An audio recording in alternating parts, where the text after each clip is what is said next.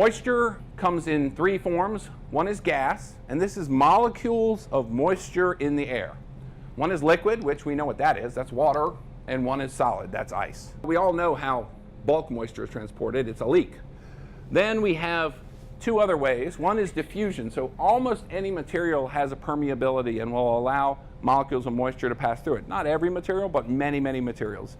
Drywall, OSB, brick, even poly will eventually allow moisture through it.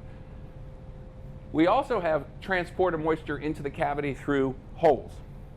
When you transport moisture through air leakage, that's a much larger amount of moisture that can be transferred than through diffusion. This is a really good Building Science Corp model of it.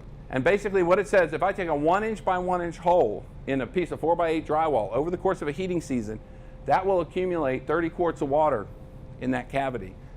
But in that same heating season, I will only get out 1/3 of a quart of water through diffusion. Air tightness is important in the Passivhaus envelope, but there's another aspect that's really important, and that's called wind tightness.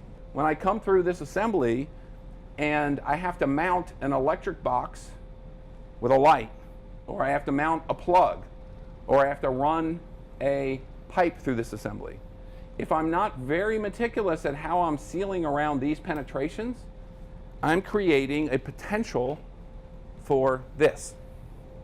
We need to really think through. Just because I got a great air tightness layer doesn't mean my building won't fail. Depending on where it's located and depending on how my wind tightness layer is and depending on how much insulation and what that insulation is, I can be creating myself problems.